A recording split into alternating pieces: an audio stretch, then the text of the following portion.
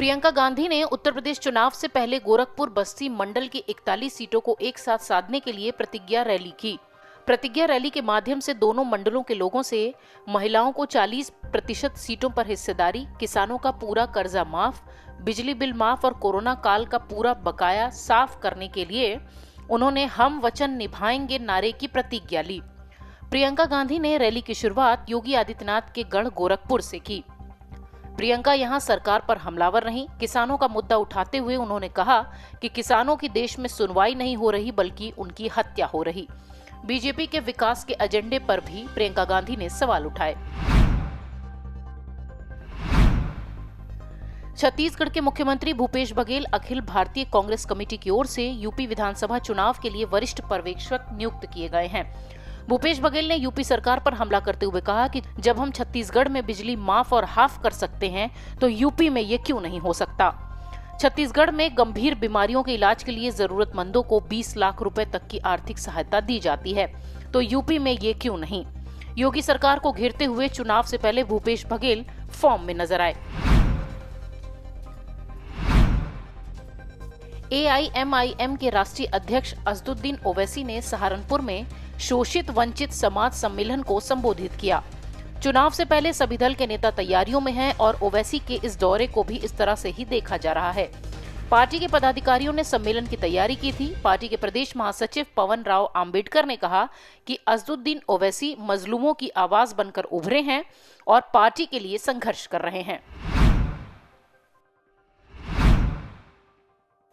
BSP के 6 विधायकों के एसपी में शामिल होने पर बीएसपी सुप्रीमो मायावती ने बयान दिया है। उन्होंने कहा कि सत्ता के लालची इन नेताओं को जनता खूब समझती है। इससे सपा को कोई लाभ नहीं बल्कि नुकसान ही होगा। उन्होंने ट्वीट कर कहा कि यूपी विधानसभा आम चुनाव नजदीक आने पर दलबदलू लोगों की इस पार्टी से उस पार्टी का आने जाने का दौर शुरू हो गया है, किंतु इससे पार्टी के जनाधार को कोई नुकसान नहीं होगा। दलबदलू नेताओं की तुलना बीएसपी प्रमुख ने बरसाती मेंढकों से की। विधायक मुस्तबा सिद्दीकी और हाकिम लाल बिंद के एसपी में शामिल होने के बाद यूपी में राजनीतिक समीकरण बदलते दिख रहे हैं। पार्टी के एक वरिष्ठ नेता के अनुसार दोनों नेताओं की सीट बदली जा सकती है, लेकिन उन्हें गंगापार की ही सीट दी जाएगी। हंडिया एवं प्रतापपुर सीट से टिकट की दावेदारी करने वाले अन्य नेताओं की सियासी हलचल भी तेज है। एक नेता के तो शहरी क्षेत्र में कई सारे पोस्टर बैनर भी लग चुके हैं। केंद्रीय मंत्री अमित शाह मिशन 2022 को धार देने के लिए 12 नवंबर को वाराणसी जाएंगे। प्रधानमंत्री के संसदीय क्षेत्र में भाजपा के चुनावी समागम में वो शामिल होंगे और कार्यकर्ताओं को जीत का मंत्र देंगे। 12 नवंबर को होने वाले आयोजन के लिए प्रदेश भर के पदाधिकारियों को बुलाया गया है। बैठक में वाराणसी के 8 विधानसभा सीटों की तैयारियों की रणनीति पर चर्चा होगी। इसके साथ ही शाह कार्यकर्ताओं को टिप्स भी देंगे। इस दौरान केंद्रीय गृह मंत्री विधायकों की छवि, कार्य उपलब्धता, जनता का रुख आदि की जानकारियां भी साझा करेंगे। बीजेपी विधानसभा चुनाव में योगी सरकार के 4.5 वर्ष के कार्यकाल में हुए कानून व्यवस्था में सुधार को मुख्य मुद्दा बनाएगी।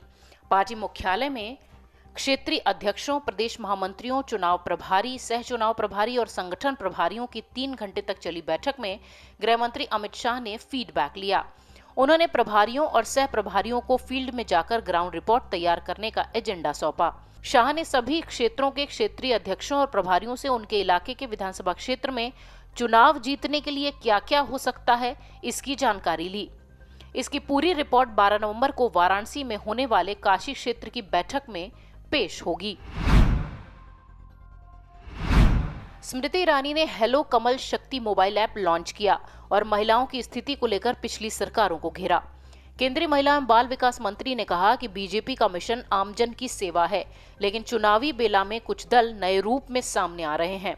महिलाओं को प्रधानमंत्री नरेंद्र मोदी ने जहां खुले में शौच जाने की समस्या से मुक्ति दिलाई, वहीं यूपी की महिलाएं आज तक एक नेताजी का वो बयान नहीं भूली हैं जिसमें उन्होंने कहा था कि लड़के हैं और कभी कभार बहक जाते हैं। इस तरह से उन्होंने विपक्ष पर निशाना साधा। सांसद वरुण गांधी लगातार अपनी ही सरकार पर हमलावर हैं। चुनाव से पहले वो बेहद सक्रिय नजर आ रहे हैं। चुनावी मौसम में वरुण गांधी अपने संसदीय क्षेत्र के एक गांव पहुंचे थे, जहां उन्होंने अपनी ही सरकार के खिलाफ विरोधी सुर लगाया। उन्होंने किसानों से कहा कि आपको जमीन से कोई इधर से उधर नहीं करेगा। अगर कोई बेदखल करता है तो मैं बीच में खड़ा हूं। Video desk अमरउजाला.com।